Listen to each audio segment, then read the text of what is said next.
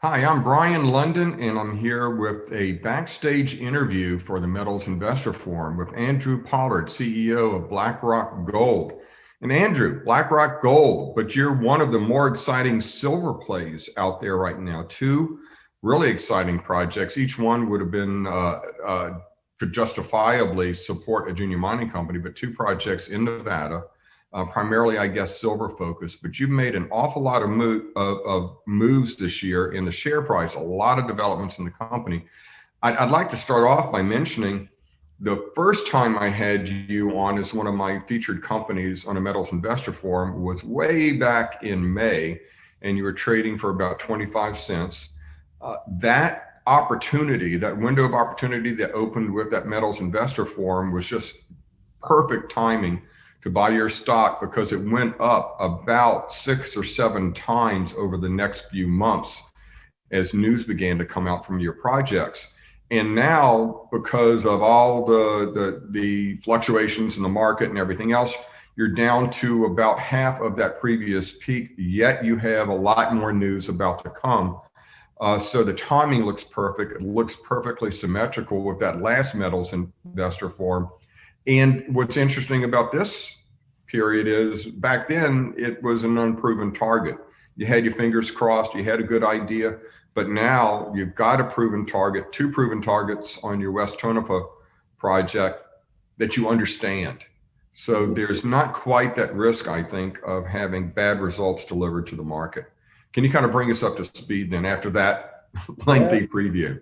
yeah. Well, I mean, you hit the nail on the head. I mean, we are having a lot of fun riding the Lassonde curve, which is that value creation you get Mhm. when you make a discovery. And now we're sort of past the point of realizing that we've got mineralization all over our property, and our property is the consolidation of one of the largest silver districts in all of North America. And what makes it unique is it's just not a silver district.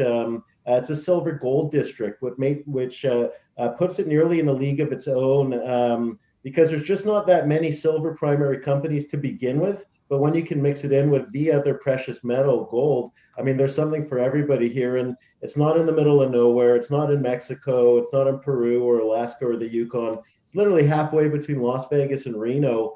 And we're drilling into past producing large scale historic mines on the property. And we're the first ones to drill into it since production shut down. So yeah, we've now breathed fresh life into two of these historic mines on our property, and that's what caused that initial share price to absolutely rocket. I mean, we were 7 cents in March, and we timed it with an emerging bull in gold and silver. And then when we released our hole one into our Victor target at Tonopah, it was right when silver was just kissing $30, and we put out 30 meters of just under a kilogram per ton silver equivalent. So that immediately woke the market up.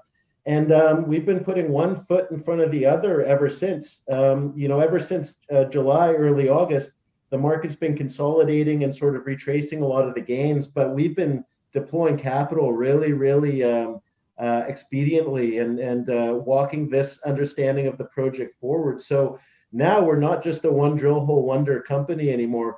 We've now got 42 assays for 42 drill results out, and we are hitting at an absolutely obscene rate.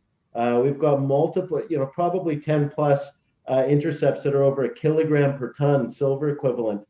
We've our highest grade hits over 4,600 grams per ton silver with 26 grams gold and over 2 kilos pure silver. So yeah, it's every single drill hole we get into these various targets of ours helps us predict the geologic model that much better. And you got to think it's going to raise the odds of success. But if anyone knows the Lassonde curve, what it is it's when you sort of start riding that wave and you make that discovery, and then it's a near hockey stick right up as you start to figure out just how big these deposits can Yeah. get. And that's where we are right now. I mean, this is early days, but we just laid out our 2021 exploration program, and it's going to require a lot of drilling. And that's where we get to really test the extent of all these veins, because we've got wildly active systems on two fronts, and this is where the rubber hits the road in terms of just seeing.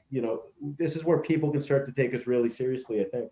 Yeah, and to flash back to where we were before, you were targeting the Victor vein, which had, I think, 23 meters of close to a kilogram of silver equivalent when they stopped mining. And they stopped mining because they couldn't get reliable electricity back in the 20s in that area to pump it out. And that's a recurring theme really throughout the world, where you see historic mining getting down to the water table and they just couldn't go any further. And then, of course, today we can account for that and take care of that and pump the water out. But you were targeting that area. You really didn't have that good of an understanding, the orientation of the vein, et cetera. Now you know where to go. You know where it's going to down dip. You have a good idea that it's nearly 500 meters in strike because of an area play of other companies that have developed around your exciting project. So you can go back and again target that Victor vein, deliver, hopefully deliver, but very likely deliver very good drill hits to the market on a steady basis, because you're doing what I think is amazing in Nevada, a company that's going to drill 40,000 meters over the next year on the Victor vein to get a resource on your other big target that you're exploiting now, the DPB area. That's an amazing amount of drilling. Yeah, well, you know what? We actually, when we started our maiden round of drilling in June of last year, we only intended to drill about 7,500 meters or so, but we kept hitting at such a high rate, and financing just kept chasing these results. Like Eric Sprott wrote a check for $5 million 2 days after we hit our very first drill hole, which funded a lot more drilling. And we've since seen many other institutions come and take large positions and get behind us. These are technically driven institutions too, with structural geologists and some very big names, putting us through the paces to see if it's really as good as we've been conveying it is. And yeah, we've been backing it up. This Victor vein hit that we released just last week was a huge corroboration for us, because our original drill hit was with an RC drill, which if you're strategic, these are seen as quick and dirty sort of things that you do to test concepts. But we followed it up with a core drill rig, and we had bad luck previously in following it up, because we're drilling through historic mines. We're trying to pass and slalom, thread the needle with the drill rig around historic workings, because if you hit at historic workings, you'll lose the hole. We lost quite a few holes trying to verify that hole one with this core thing. Took us about 6 months, but we finally did it. And now we've got 2 pierce points in this thing. Our very first hit was 29 meters of a kilogram per ton.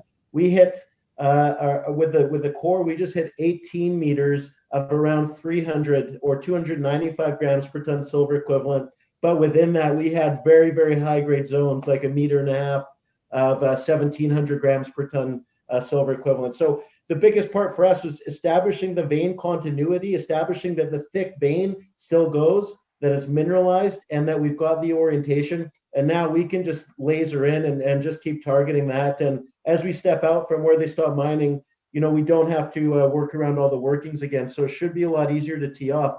But the biggest value creation opportunity for us this year, we think, is the re-rate that we'll see when we deliver a resource estimate on our other target, which is called the DPB target, which was a second historic operating mine on our property. And here at DPB, we've now hit 6 different veins. And these are 6 veins which are very tightly spaced in a corridor together. They were mined together previously. The historic miners only knew about 4 of them. We've now discovered 2 others, and we're going to be stepping out and drilling each of these veins along 75 meter spacing with core this year to deliver a resource estimate. And that's going to be, it's going to do 2 things. It's going to require a lot of drilling, which is something that hopefully every time, we're on the table to hit multi-kilo intercepts. I mean, at DPB, that's where we've had our highest grade intercepts so far. That's where we hit our 4,600 gram per ton hit, silver equivalent.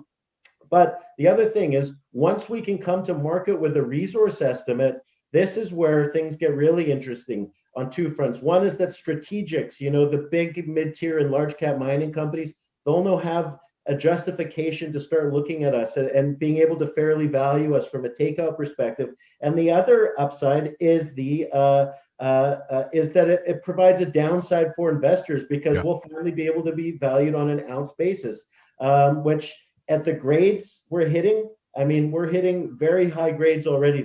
We're in the top tier of silver projects in the world in terms of the grades we're delivering.